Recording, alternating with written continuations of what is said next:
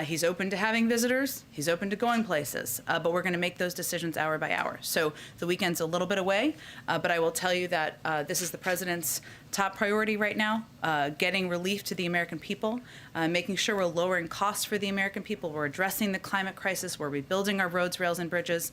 We've made progress, and we're still at work at it. Last one for me.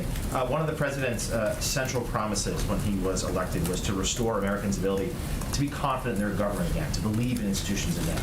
What is the White House's message to the Americans right now who look at this and see a mess? Nearly a government shutdown, the debt ceiling is unclear, legislation not being passed, at least not yet, even though Democrats control the bodies of government, and those Americans don't feel that they can be confident in the government. What's the White House's response?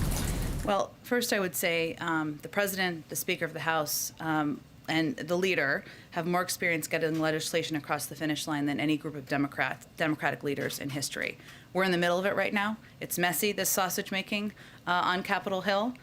Policy making is messy. There's negotiations. They all have representatives who are advocating for their points of view. That's democracy in action. What I can tell them is that we're on the path to keep the government open. You just saw that pass the Senate. It was going over to the House. That's not just keeping the government open. That's getting relief to make sure we can take care of refugees, people who fought by our side in Afghanistan. That's to make sure we get relief to the Gulf Coast, additional relief to the Gulf Coast, all important priorities. And we would also tell them that the president is going to stop it. He's going to use every lever at his disposal to fight to get this legislation passed, these two pieces of legislation that will have a make historic investments, and he's doing it because he wants to have an impact on their lives. But these type of packages, not a lot of precedent for them, but he's going to work at it. He's going to get it done. That's what he would tell them. Go ahead. Does the president see any strategic value in a vote failing on the House floor? Well, as Speaker Pelosi said earlier today, we're on a path to win. I don't want to even consider any other options than that. We're in it to win it. President's also in it to win it.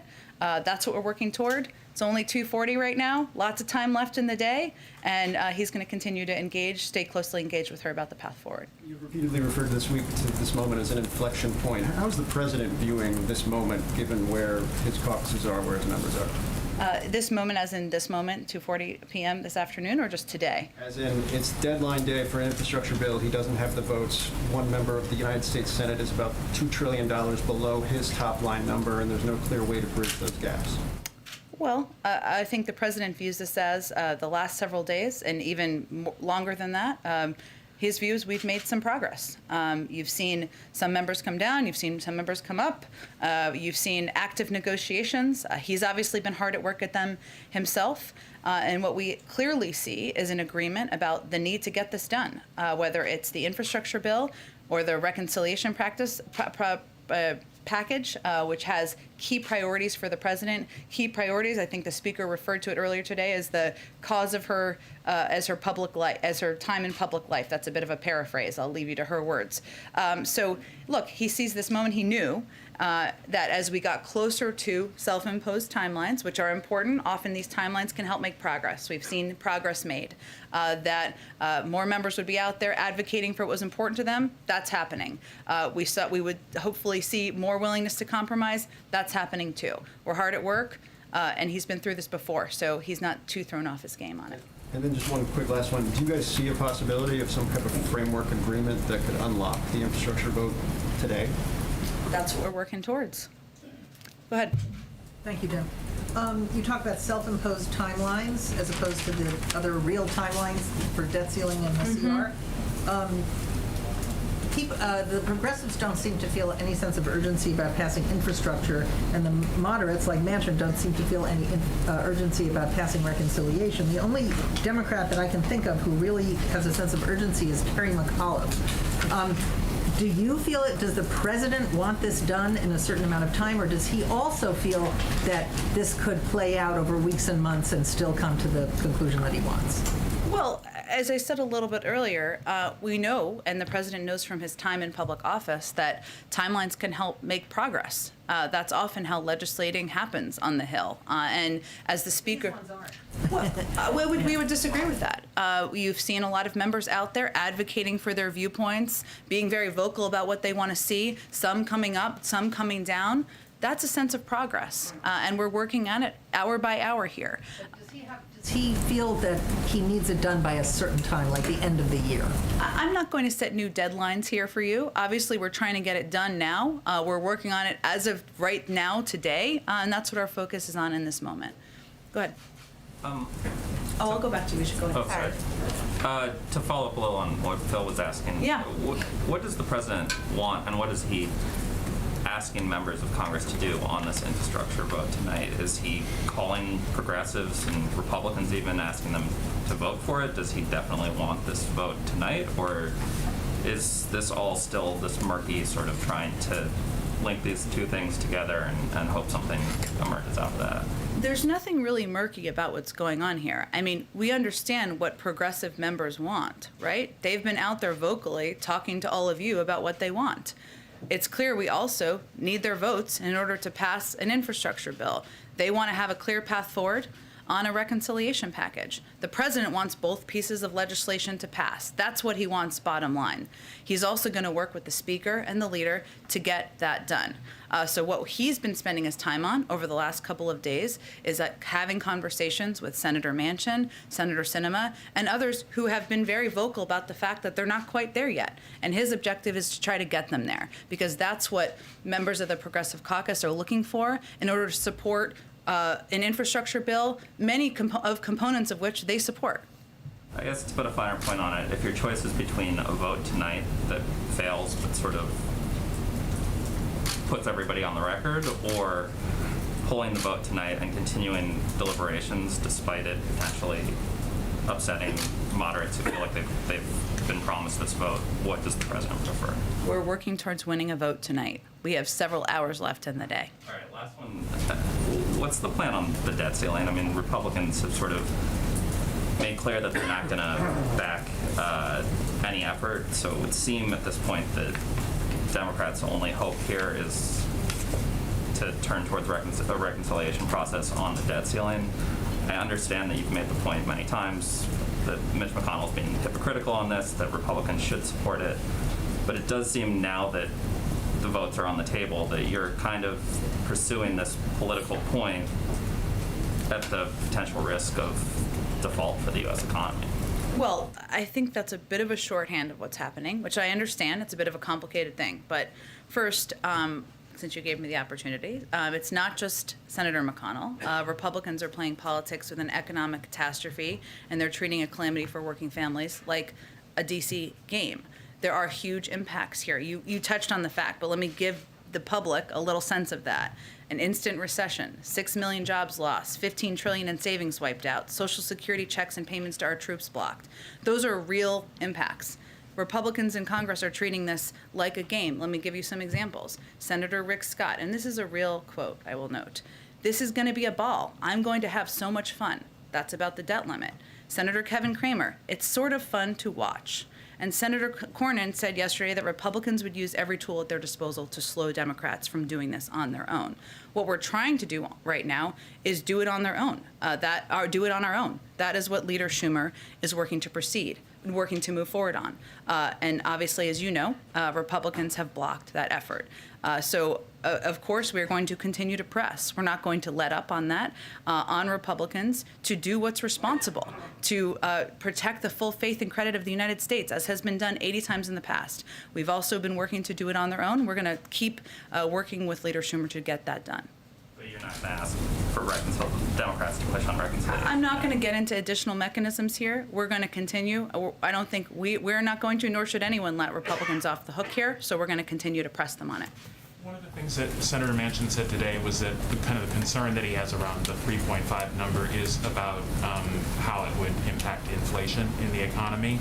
And I'm curious what the White House thinks of that concern and what you've done to allay that concern. Well, we've conveyed privately what we've said publicly and what many, many economists have also conveyed publicly, which is that what these packages will do is they will address inflation and costs over the long term. That's one of the core reasons that people should be supporting them. So if you are concerned about inflation, that's exactly a reason you should support these packages. And would the president sign a reconciliation bill that does not include negotiating on drug prices?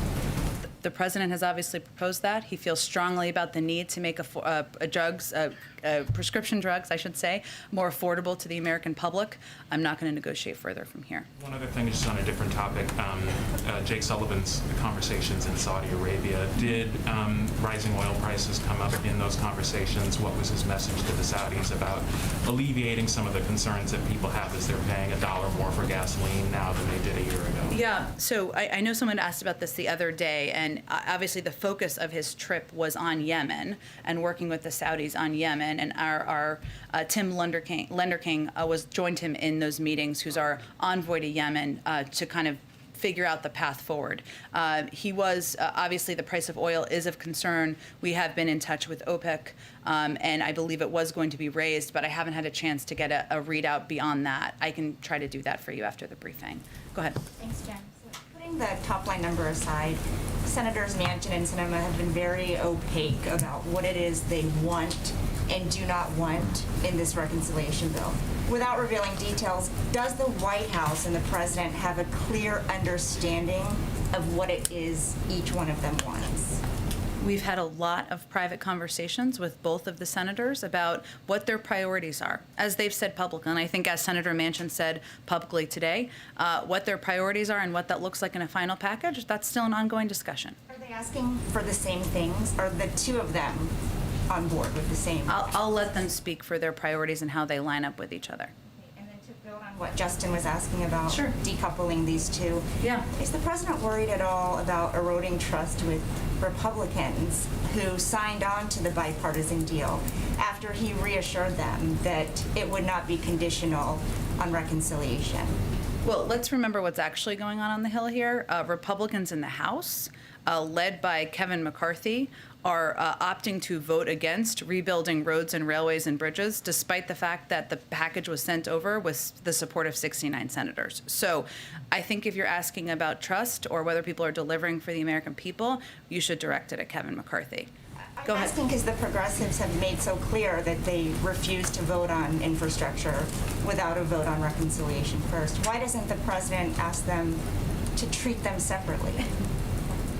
Well, I think To treat the two bills separately? the president has made clear both are his priorities. He's also made clear he wants to get them both across the finish line. What we're talking about now is the legislative process and how you get the majority of votes to get both of them done. And that's what he's working to negotiate and working to unify the caucus around. Go ahead. One more Yeah. on a separate topic. Sure, go ahead. The National School Boards Association has sent a letter to the president asking for help from federal law enforcement Yeah. agencies because of the violence and the threats that they're seeing across the country.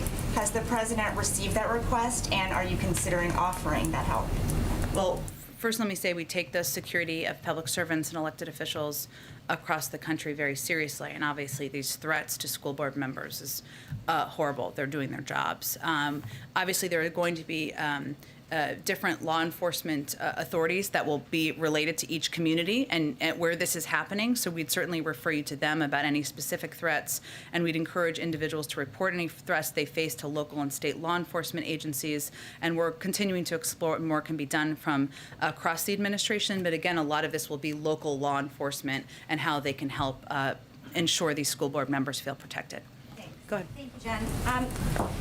Has the president at all lost control of his party? Depending on which perspective you're looking at this from, some people say that it appears that progressives are running the show, they're banding together and making their demands. Other people are saying, looks like Joe Manchin is playing president. So who is in charge?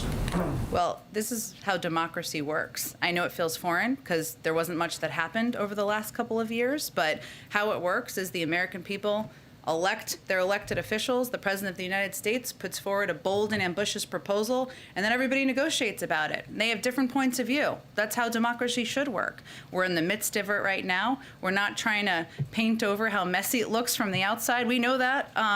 But what the good news is that there is agreement that among most Democrats, if not every single one of them, that we need to get something done, that we need to do more to rebuild our roads and railways and bridges, that we need to cut costs for the American people, we need to address the climate crisis. There's agreement on that. Now we're in the nitty-gritty details, which is very important, but that's the end stage of this process, and the American people should know that that's what the president's working on. I want to follow up on Ouija's question.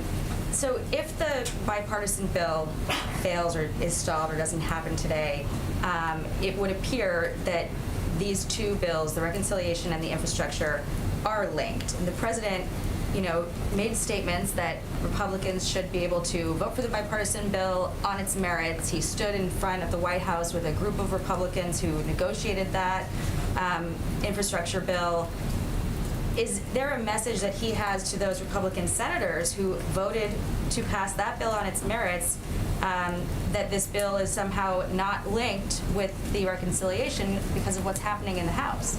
Well, if we're working towards victory here and a win. If it doesn't pass, it's because it doesn't have enough votes. I think Republicans in the Senate understand that and know how this process works. But that's what we're working towards now. That's what the president's been making phone calls about. That's what we have his schedule cleared for this afternoon. And I'm not going to make a prediction of what the outcome will look like several hours from now. The vice president, she was a senator as recently as this year. Yeah. Why isn't she on the Hill helping to broker this deal?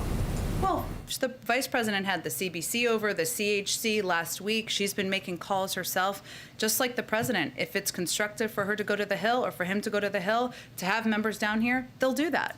We're ready and willing. This is our top priority, all hands on deck. But a lot of what's happening right now is discussions at a staff level, a senior staff level, to get through these intricate details, and that's where the focus is in this moment. Go ahead, Kelly. Since we haven't seen the president much publicly this week, Yeah. and you talked about leaving room in his schedule, can you paint more of a picture of what's happening behind the scenes? Are these calls happening from the Oval? Is he inviting guests to the residence? Does he have a whiteboard with his own whip count? Can you give us a picture of what I it like looks that like visual. back there? I would say he does not have a whiteboard with a whip count. I can assure you he's more of a paper and pen kind of guy.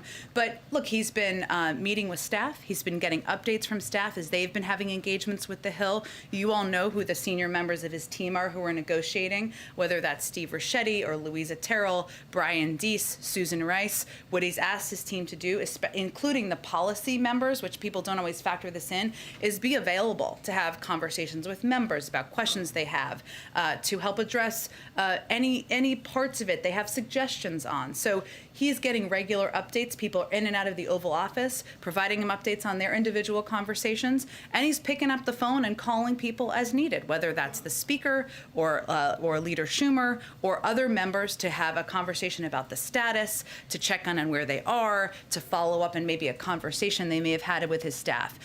These conversations are happening from the Oval Office, but certainly he does some from the residence. Depends on what time of day it may be. And are you running your own whip count, or are you relying on Hill resources to do that? We're very closely in touch, as you know, with leadership on the Hill. The president himself is. Of course, we're certainly in touch with members ourselves about where they stand, where they may have concerns or any hesitations.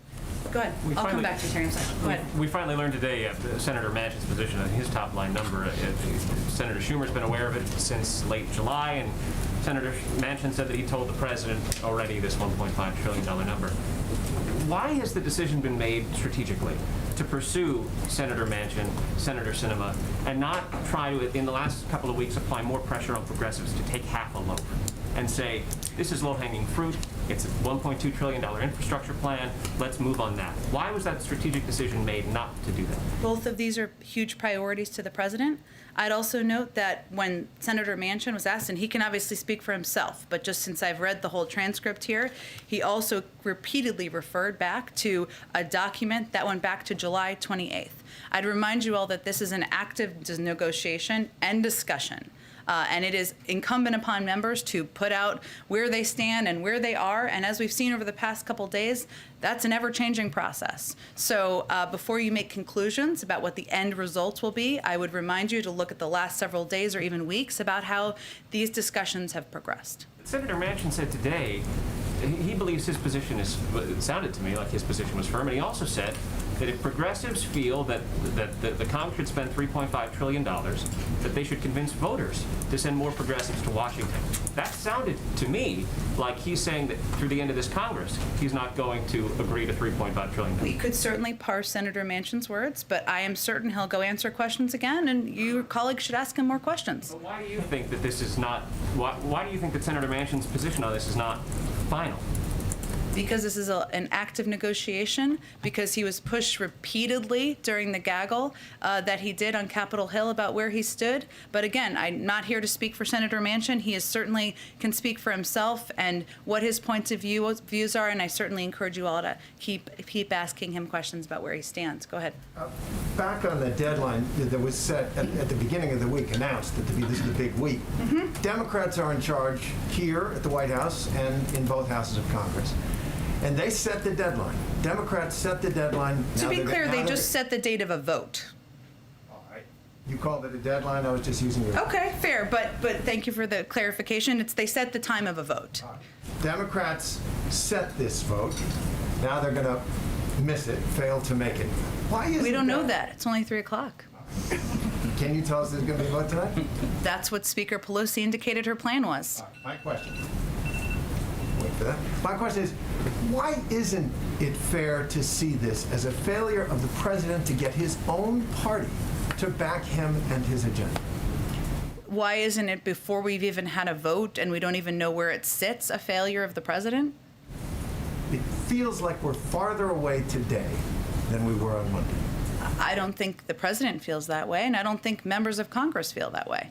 You've talked about progress. Can you explain what progress is? You said it's people talking about where they are. That Yeah. sounds like an earlier part of the process when you had set a vote for the end of the week. Well, I would point you again to what Speaker Pelosi said earlier today. In the end stages, the later stages of a process, where we are now, when you get closer to a vote, a time of a vote being set, that's when the negotiations get serious. That's when people start putting down bottom lines of where they stand. You've seen some people do that publicly. A lot more of it happens behind the scenes. That's what I mean by progress. You've seen members come down in numbers. You've seen members come up in numbers. That's what we're working on to get to an agreed upon path forward. So there's progress, and it's people behind the scenes saying that with their numbers moving. They've also said it publicly. One more. A lot of Democrats are looking at what's happening, and they're saying Senator Manchin and Senator Sinema are holding this president and his agenda hostage. What would you say to them? I would say we have 50 votes in the Senate, 50 Democrats in the Senate. So we need the majority to win. That's how a bill becomes a law. They've got the leverage. We need all 50 votes in the Senate to move this forward. That's where we stand now. Go ahead. I just wanted to go back to the debt ceiling Sure. for a second. Democrats control all branches of government right now. Can you assure the American people and the financial markets that the United States will not default on its debt? That is absolutely what we're trying to accomplish. And I'd remind you that we would have gotten that done had Republicans done what they've done 80 times before, supporting a bipartisan vote to do something that has been pretty standard in the past, or if they had allowed Leader Schumer to move forward. But absolutely, we're going to do everything to prevent the federal for us from defaulting. Does the plan involve changing Mitch McConnell's mind, Leader McConnell's mind in some way, or is there a plan to just go forward? Well, Leader Schumer's already been working to move things forward, and it's been blocked by Republicans. Not just their vote. An effort to move it forward has been blocked. But there clearly are ways, getting rid of the filibuster, for example, for this particular vote would be one way to move forward. And is that something that the president would consider to avoid losing, let's say, 10% of the value of the stock market? I just outlined how concerned we are, which you just echoed different components of it. And that's an issue we take incredibly seriously. You've also heard Secretary Yellen on the Hill talking about this. We're not going to let Republicans off the hook. We don't think they should be. This is not a game. This is the full faith and credit of the United States. We're working with Leader Schumer on a path forward. But beyond that, I don't have more to preview for you. You couldn't do it without Republicans if you got rid of the filibuster for this moment. We could do it if they let us move forward, and they haven't. So I have no more details on the legislative process. Just on the reconciliation package, is $1.5 trillion enough in new spending to cover Biden's president's priorities? I understand that's a number that's been put out there. It's an active negotiation. I'm not going to weigh in from here on what is or isn't acceptable to the Democratic caucus. Go ahead. Just a couple different topics. On immigration, there seems to be a real sense among advocates for immigrants, people who have been fighting for legalization for pathway to citizenship. There's a real sense of gloom. People described as yesterday even crying about the latest parliamentarian ruling. What does the president, what would the president say, what does the president say if he is unable to move forward on any of the sort of big sweeping promises that he made as a candidate to finally be the president and get something done on immigration?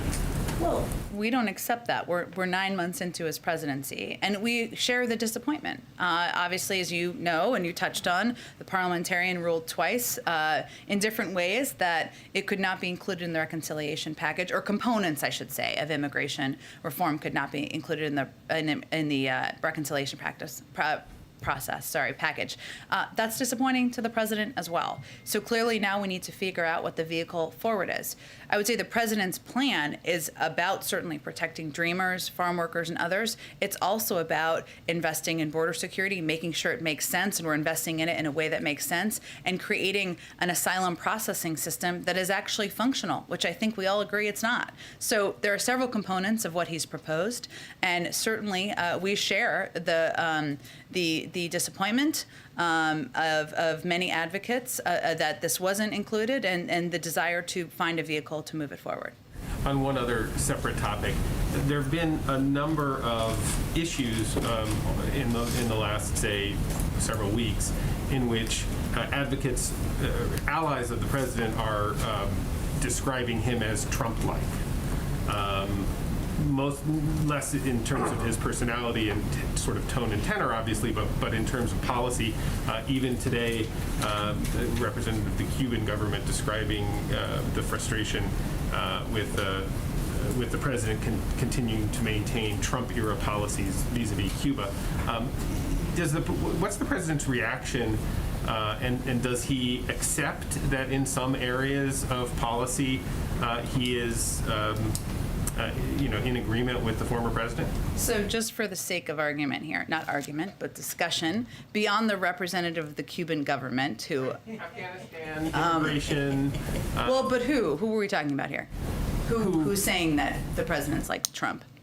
Oh, I mean, I could find you quotes. There have been quotes in our paper and quotes in lots of folks have, depending on the issue, whether they are immigration advocates or, folks in the Afghanistan who sort of watch Afghanistan. There have been numerous on-the-record descriptions of the president embracing, and it's actually in some ways just a factual thing, right? But like on what policy? On what policy? Sorry, I don't. You can name people, or what specific policies? Well, I mean, for example, Afghanistan would have been the maintaining of the former president's decision to withdraw troops. On immigration, it's in maintaining Title 42 and keeping Title 42 in place. I mean, they're... The submarine. Yeah. Which one? The submarine. Yeah, The president was compared to Trump. To Trump, well, that's the French foreign minister compared him to Trump in terms of how he handled the AUKUS negotiations. So, look, I take each one of these. On Afghanistan, the former president struck a deal without the Afghan government that we heard the military convey yesterday led to the demoralization of the Afghan security forces and the Afghan government, where he also released 5,000 Taliban fighters into Afghanistan. I would say the president took a pretty different approach than that in ending a war that the former president